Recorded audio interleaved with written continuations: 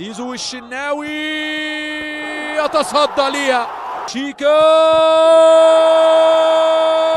بيراميدز في الكاس المصري، بيراميدز تصعد على حساب الزمالك الى نهائي الكاس. انه لسحر عظيم، انه لسحر بين. شيكابالا يضيع ضربه الترجيح، احمد السيد زيزو يضيع ضربه الترجيح. انه لسحر جبار، مش سحر وبس، لا ده حسد كمان. لازم تشوف لك حل في اللعيبه دي، لازم تشوف السحر اللي هم مسحورينه، لازم تشوف الحسد اللي هم محسودينه، لازم تشوف لهم شيخ يكون مغربي عشان يفك الحسد والسحر اللي هم فيه دون. فين دورك يا فريرة؟ فين دورك في الملعب يا فريرة لما بيراميدز بتلعب ناقصه واحد من الدقيقه 12 علي جبر ينطرد ظلما وبهتانا، والبنا ناقص مونه؟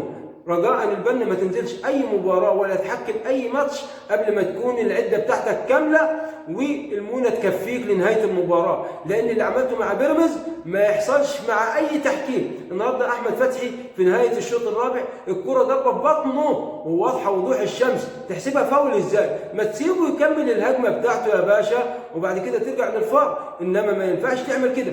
ولكن النهارده بيراميدز اتعاملت مع المباراه تعامل جبار جدا جدا جدا، وفيريرا قاعد على الخط لا بيهش ولا بينش، بيتفرج على المباراه زيه زي الجماهير بالظبط. عمل التشكيله بتاعته من بدايه المباراه ويلا خربطوا اللي تخربطوه براحتكم، مفيش معاه الا غير احمد السيد زيزو يمضمض فيه براحته.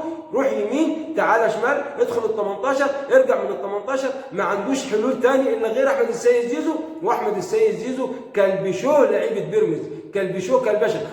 رمضان صبحي مسك خط الوسط، دلع لعيبه الزمالك، دلعهم دلع، كان بيتقل على الكوره، كان بيلعب في الريتم براحته، كان بيهدي الريتم براحته ويسرع الريتم براحته، دلع لعيبه الزمالك. لعيبه الزمالك كانت بتدلع من رمضان صبحي عشان خاطر كده ما عرفوش يعملوا اي جديد، وفريرا قاعد على الخط. لما انطرد علي جبر على طول باتشيكو فكر وخرج لك عبد الله السعيد اهم لاعب عنده عشان خاطر يمسك وسط الملعب، وانت ما فهمتش كده، بتنزلوا شيكابالا، بتنزلوا الناس العواجيز بتوعك. النهارده فيريرا ما عرفتش تكاتشن المباراه صح اثناء الملعب، كاتشنتها قبل الملعب وبعد كده قعدت تتفرج زيك زي الجماهير. النهارده لعبت الزمالك مخدرات وشربته، منشطات وخدته، بيراميدز بتلاعبكم ناقصه واحد واتعادلتوا، ضربات الترجيح واتهزمتوا يا موكوسين.